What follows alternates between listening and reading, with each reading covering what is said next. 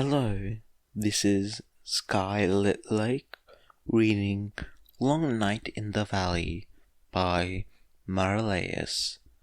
Chapter 7. It was at times like this that really drove home to the fact that Eri had been raised by Yakuza. Normally, it was easy to forget. Eri was an angel, almost too well behaved at times, and Mirio loved spending time with her. Being asked to look after her while her foster parents were away was a privilege, not a chore. Right now, though? Now, Eri was in the middle of a total meltdown and screaming threats at the news anchors who had just reported something totally unbelievable and, if he was being honest, incredibly aggravating even for him. Mirio hoped Eri didn't know the meaning of half the words she was shouting, but Chisaki Kai, being the utter horror that he was, she had probably seen at least some of them done to people in front of her. Once again, Mirio was filled with a totally reasonable, if unheroic, desire to punch Chisaki until his legs came off like his arms did, as this was not, in the moment, a helpful impulse. He pushed it aside. "I'm gonna kill you!" screamed Eri, throwing another marker at the TV screen, tears streaming down her face, and horn sparking dangerously. On one hand, it was great that Eri felt safe enough here at UA and around Mirio to have this outburst. On the other hand, Mirio really did not want to get DH out of existence. It would be really great to have his quirk right now, or Tamaki's. If only he and Haro hadn't been at their internships today, maybe they would have solved this together. He was currently alternating between trying to verbally calm Eri down and serially dialing every teacher involved in Eri's care. Aizawa-sensei's phone just rang and rang. Yamada-sensei went straight to a completely unhelpful voicemail. Kayama-sensei's went to an even less helpful voicemail that also had the side effect of making Mirio feel incredibly embarrassed. All Might was supposedly kidnapped. Recovery Girl had a medical emergency message on. This left a single terrifying recourse: Nezu. With shaking hands, he pressed the call button and prepared to pray to the rat god. "Hi, Principal Nezu," he said loudly and brightly as soon as he heard the phone pick up. "Hello, Toguro-kun. I take it that Eri-chan has seen the news?" "I'm gonna tear out your eyes and sew them to your—" "Yeah," said Mirio, "and she's not taking it well. I'm really sorry, but I need your help." "There's nothing to be sorry for," chirped Nezu. "Knowing when to call for backup is something we try to install in all our students. I'll be over right away." There was a beep as the line went dead. Mirio put his phone back to his pocket and winced as Eri took a deep breath and let out another round of invectives. "Eri," he said, deciding to make one more attempt to calm her down before Nezu came.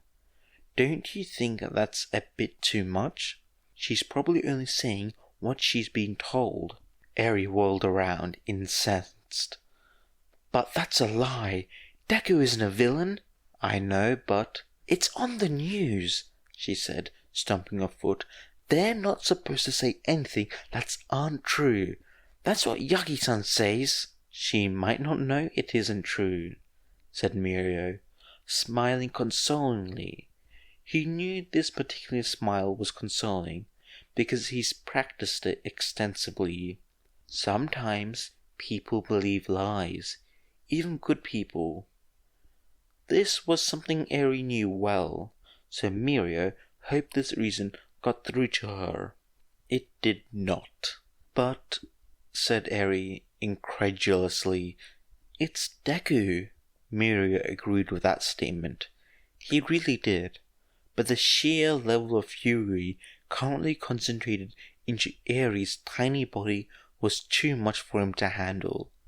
Still, she seemed to be thinking instead of yelling or crying, so that was good. I'm gonna bite them, she said, dreadfully calm. Who? Asked Midoriya, dreading the answer and knowing the storm had only stopped momentarily. The people who came to interrogate me, said Eri, as if it were given that she'd be interrogated. He was impressed she knew the word, right up until how she must have known it hit him. Why are you going to bite them? Deku said that if a stranger tried to make me go with them or do anything I didn't want, I should bite and scream, and also, she proceeded to describe a series of actions that would probably have the average assailant lying on the ground in the fetal position, defeated. And you and Amajiki-san and Haru-san said I should. Midoriya vaguely recalled being consulted for and contributing certain portions of this, but combined with Midoriya's contributions and Eri's anger, it became significantly more sinister. And Zawa agreed, and he told me I should. That was worse. Much worse. And knowing Zawa, he probably taught her how to do at least some of it. Midoriya abruptly realized that out of all the people Eri knew, he was most likely the second sanest. He, as a person who saw no issue with appearing nude on national television multiple times, was not used to having such a position. If the commission were wise, they wouldn't send any of their people anywhere near Eri. The door burst open. Am I a dog, a mouse, or a bear? One thing's for sure, I'm the principal. Eri now understood why Tamaki spent so much time hiding in corners. His students screamed alongside him as he fell. He twisted, surprised and uncontrolled in the air, flashes of skyscraper windows passing in and out of his vision. Above him, the woman, Nana, stood on the air, looking down. Uraraka had reflexively stopped herself fairly quickly with her quirk, but she was now too far away to reach himself, Ida, or Todoroki.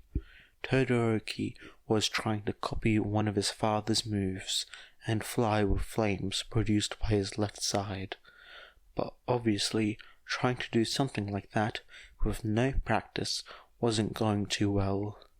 Suzuki was there too, but Aizawa's first responsibility was to his kids, not the idiot that got them into this mess. He swung his capture weapon upwards, trying to reach Uraraka, but the tumbling threw his aim off. Green lightning flashed in the corner of his eye, and he found himself wrapped in black tentacles and moving sideways at great speeds. They crashed through one of the windows in an oddly blurry and muted office space. Midoriya released Aizawa and set down his classmates carefully. Can you get Ochaka down? Black Whip is being difficult. Aizawa looked Midoriya over quickly. He was wearing his hero costume. It had some tears in it after the aerial battle with Chisaki Kai. There was a pattern here. He nodded and walked to the window. Now that they were no longer falling, his aim was true, and Uraraka, who had been inching closer by deactivating then reactivating her quirk, got the end of the capture weapon easily. He reeled her in. Izuku, she said, bouncing over to him and hugging him. You're okay? Yep, said Midoriya. You let Suzuki fall? Said Aizawa, who had been contemplating much of the same thing. I would have done something different, said Midoriya, but it wasn't entirely up to me. Nana would just drop him again. is a dream besides. Worst that will happen is that he'll wake up and then we can use that to wake you guys up. He turned away. Come on, 6 is this way. 6? Not 7? Nana's taken care of. He waved his hand in the direction of the broken window. That. Uraraka glanced that way. I wasn't sure before, but that's Skyrunner, isn't it? I didn't think she was still alive. She isn't, said Midoriya, shortly before beginning to stride across the room. We really don't have the time to stand around. 6 will explain things better than me. Who's Skyrunner? Asked Todoroki. Aizawa kept his eyes on Midoriya. He seemed distracted. His movements were lower energy than usual, as if his mind was miles away. She's a hero ages ago. She'd be in her 80s. I think that was her. I found her when I was doing research on quirks similar to mine, said Uraraka. They aren't really the same, said Midoriya. Float is an at-will telekinetic type quirk with a personal range. Yours is a 5-point touch physical property alteration quirk. Application-wise, said Uraraka. But how can we be in her head if she's dead? You said before we were in All Might's head, so... Wait, what? How the heck were they supposed to have gotten into Yagi's head? Was this something Midoriya's dreaming subconscious came up with? Or was there a massive problem about to smack him in the face as soon as he woke up? More massive than the Hero Commission feeling justified in running a quirk-assisted interrogation on a minor who was unconscious and may have been moved to another facility away from any adults who might be on their side. Midoriya had stopped to lean against the doorway, pinching the bridge of his nose. I'm sorry, he said. I'm not completely here. I can't. I'm busy. It's hard to process. Busy doing what? Asked Todoroki. Being awake, replied Midoriya. You're awake? Repeated Aizawa. Halfway. It's just unexpected quirk interactions. When I was shot, he broke off and shuddered. 6 will be able to explain it better. I'm on the run, Sensei. I'm sorry. You're awake and on the run from the Hero Commission? Mm-hmm, said Midoriya. 6 will explain, probably. I haven't directly met 6 yet. There were so many concerning things about that statement that Aizawa didn't know where to start. Midoriya pushed off the doorway and kept walking. We need a contact point, he said, so we can cross over to 6.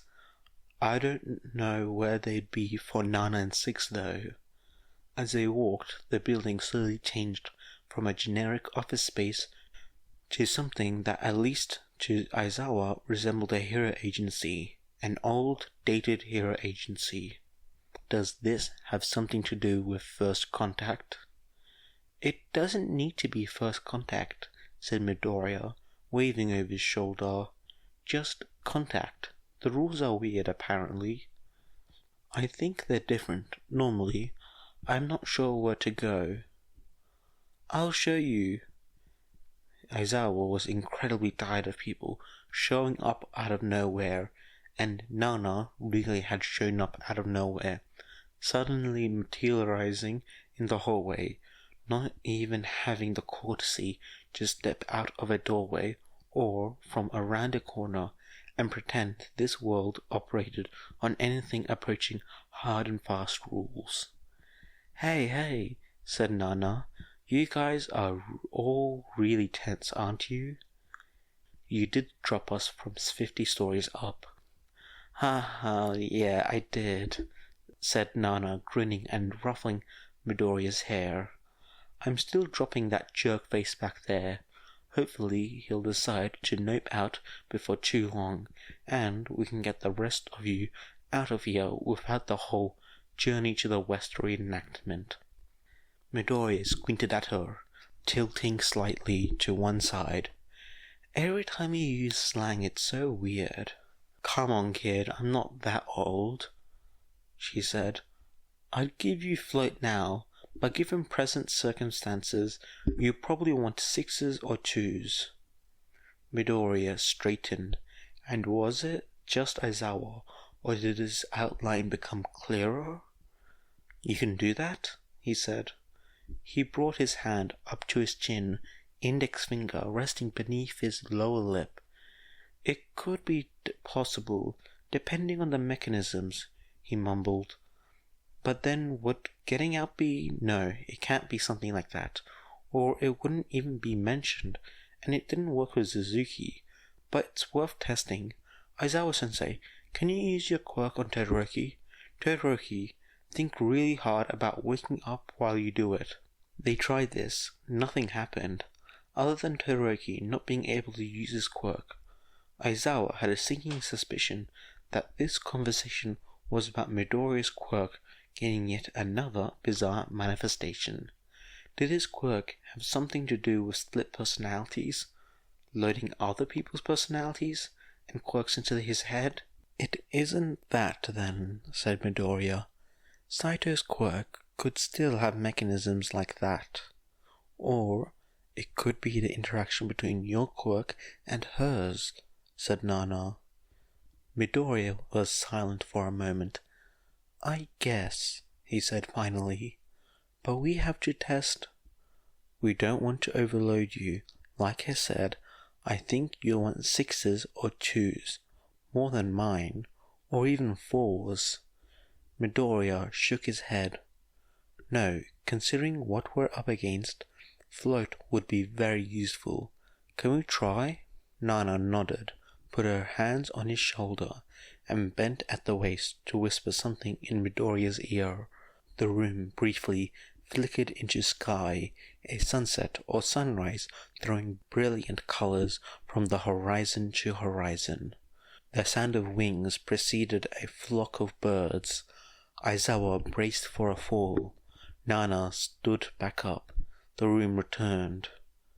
Did you get it?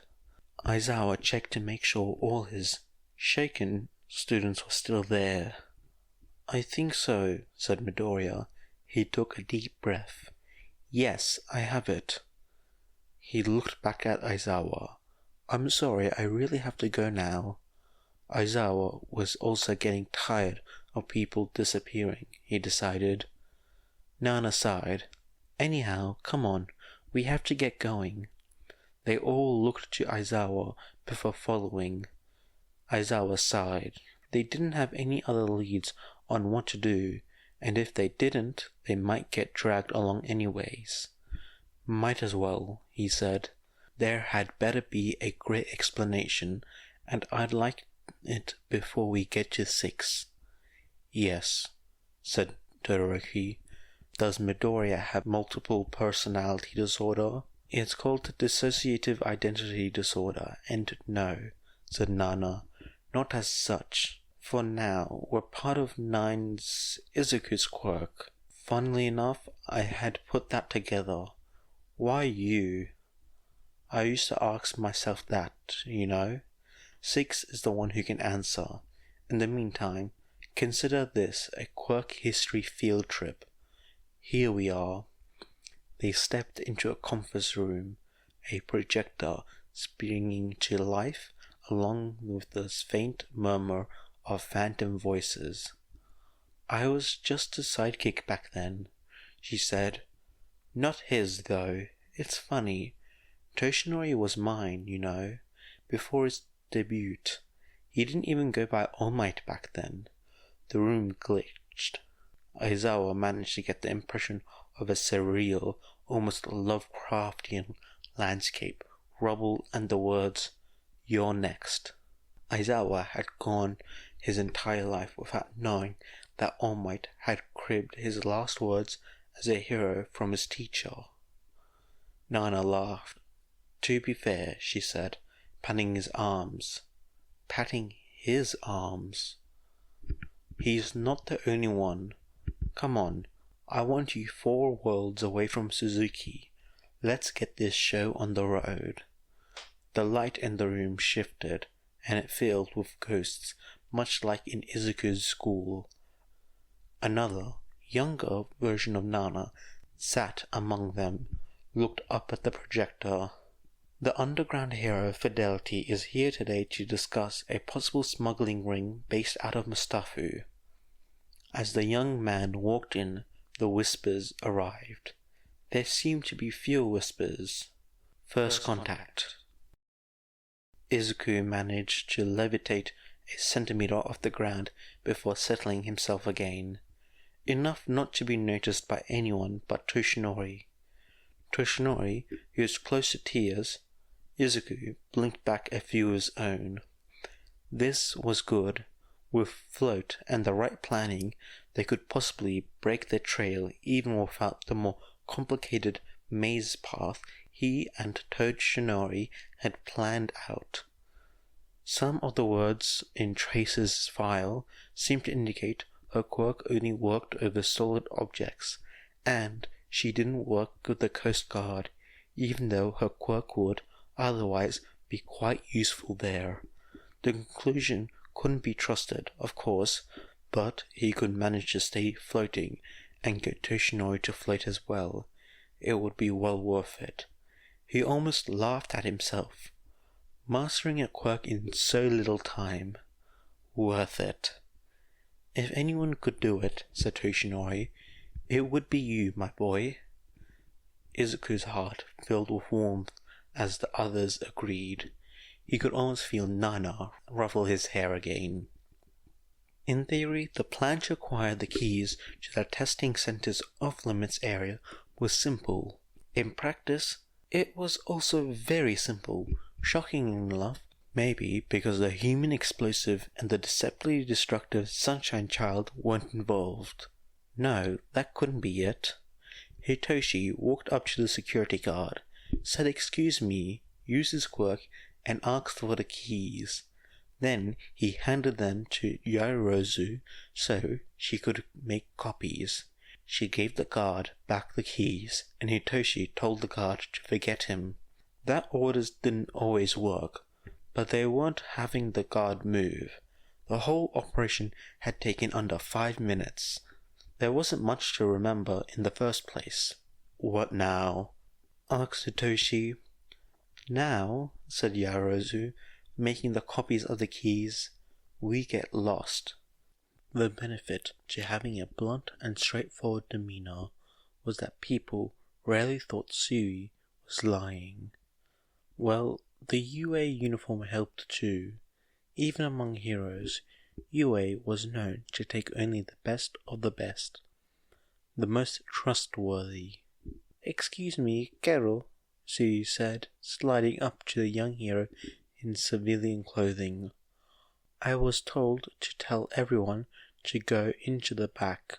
They want us to spread out for when the police arrive to question us. The doors are already unlocked, she pointed, but our teachers have come to pick us up, and we're going with them, so can you help? Oh, of course. That's what heroes do, right? Bubble Girl shot her a pair of finger guns. Hey, you're Dekukon's friends, right? This is so weird. Have you seen the news? Yes, Gero. Sorry. I know that's probably not something you want to talk about. I hope everything works out for him. So did Suyu. The plan to flood the relatively empty back hallways with people and unleash a dance of chaos the Hero Commission, false warriors of light, could not hope to contain, went interestingly, in Fumikage's opinion. There were several different entrances to the back that people were directed to, and predictably, some of them were turned back. Even though they had unlocked the doors, there were commission people back there, albeit relatively few of them. The class slipped in among the others. He led the way as the sneakiest person after Hagyur. Well, sort of. It was hard to figure out Who was in the lead with all these people everywhere? Plus, he was swept away in the tide of darkness, with no beacon to guide his way. Dark Shadow cackled in his ear. "Just admit your lost, Fumi," she said. "I am not," he hissed back. "Besides, there are fire escape maps over there." Oh, that was helpful. When Chiyo woke up this morning, she had not expected to face the fact that Toshinori had finally lost his mind, and the entirely baseless accusation that Midoriya, of all people, had kidnapped him. The reverse was much more likely in her opinion, and yet when Chiyo had been asked to organize and accompany the fleet of ambulances to pick up the unconscious students, the staff members, something she had done many times, she had not expected to be point-blank refused by the Hero Commission. And yet, when Hisashi and Numeri had asked the fleet to pull around to the back of the testing center near the loading dock to make room for other traffic, she had not expected her co-workers and 11 students to slam up the rolling overhead door of the loading dock and run out at full tilt while carrying 10 unconscious bodies. And yet, maybe, after everything, she should have. She grabbed the radio from the dash and started rolling down the window. "Open the doors!" The students knew what they were doing, at least with regards to casualty transport. They should. They'd passed the licensing exam. Hisashi and Numeri had better hope this nonsense didn't get any of those licenses stripped, or she would have a word with them. "Hey!" shouted a hero with a prominent commission badge pinned to his costume. He extended his arms, and a delicate ray of light shot forth. He was aiming mostly at Hisashi and Numeri. Typical. One of the rays of light hit Hisashi's heel, and his shoe turned to stone, causing him to stumble. Chiyo calmly stuck the end of a syringe out of the window and depressed the well-hidden trigger. A small sedative-filled dart landed in the hero's neck, where he was not protected by his costume. He dropped. One or two of the students did a double take. Chiyo rolled her eyes. Really, she was a licensed pro hero. Pros had to be able to act, regardless of how many of their expectations were being subverted. The heroes would stand the better to monitor his use of float. But then Izuku had practically trained himself to notice any screen with All Might on it. That this one had his picture on it is just frosting on the cake. Trace was very good at what she did, and Hawks genuinely hoped that she would be the one to find Midoriya and All Might. Not him. He didn't want to be responsible for what was going to happen to the kid. Spy or no, he didn't want to get on All Might's bad side either, retired or not. Really, the Commission should have taken the hint when All Might left of his own accord.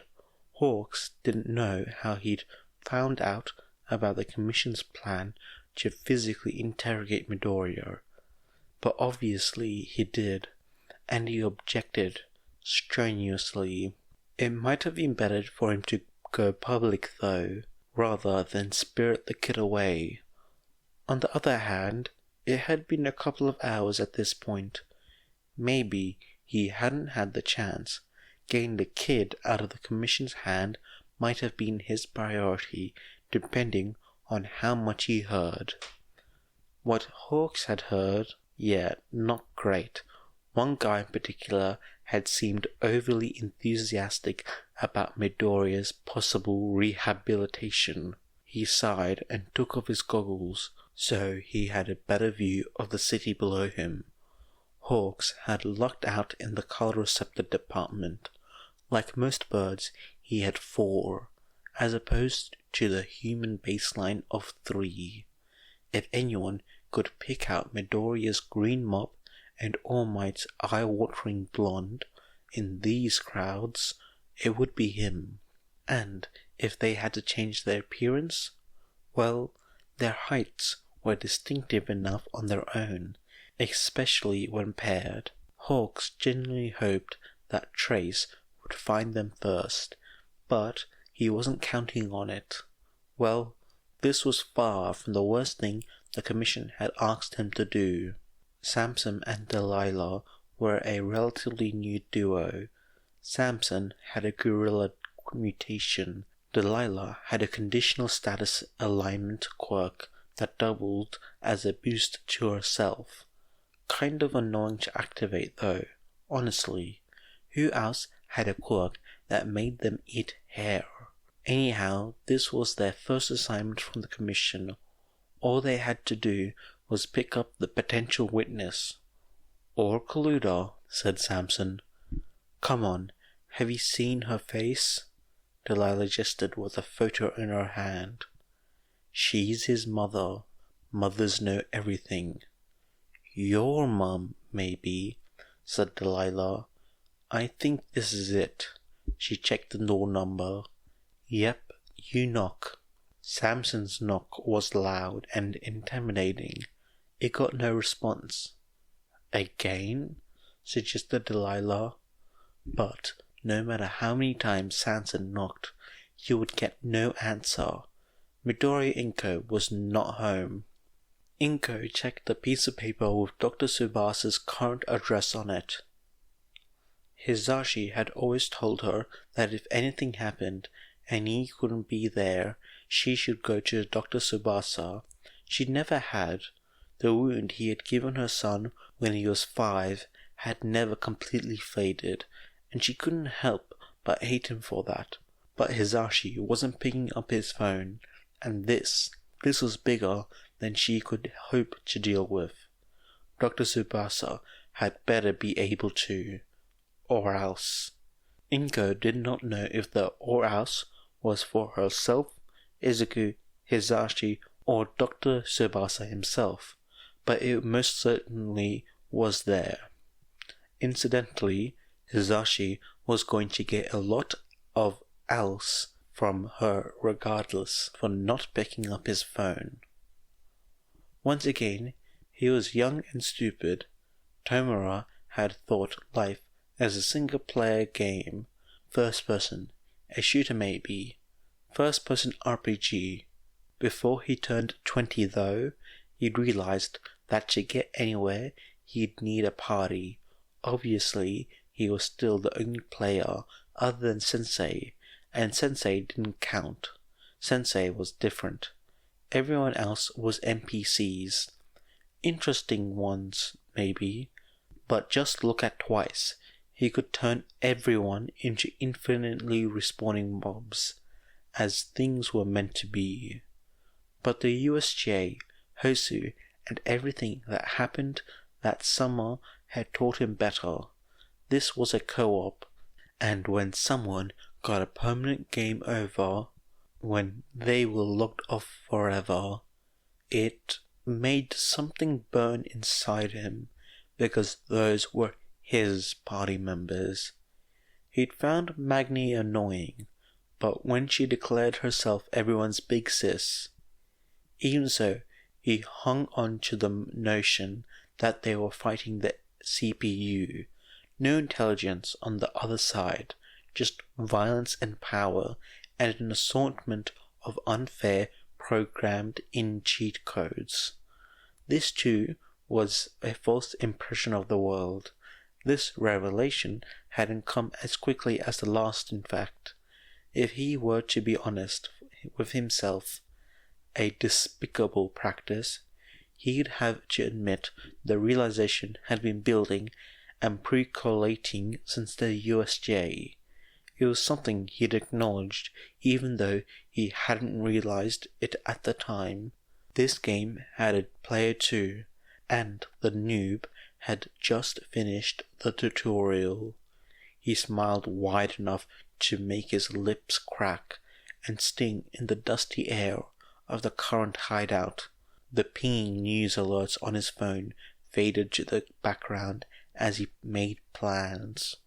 Tomura was supposed to be following the main quest line, gathering party members and powering up. But what was multiplayer without griefing? What was an open sandbox without distractions? "Hey guys," said Tomura lazily, not even looking over his shoulder. "You up for a side quest?"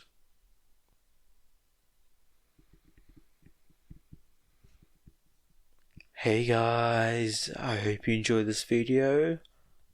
This is a new chapter, not new chapter in the series, it's just a new chapter of me releasing this. So I hope you enjoyed this video. Please show some kind of support on if you want me to continue this series, because it's right now kind of a juggle between this series and Super Science, because Wine and Dine will be finishing up soon. But yeah, I finally got around back to doing this series, which is I had a long wait between this series and the other series. I mean, the first video of it was released in May, end of May, and recent chapter was released somewhere July. So yeah, anyway, I hope you guys enjoyed, and I'll see you guys later. Bye.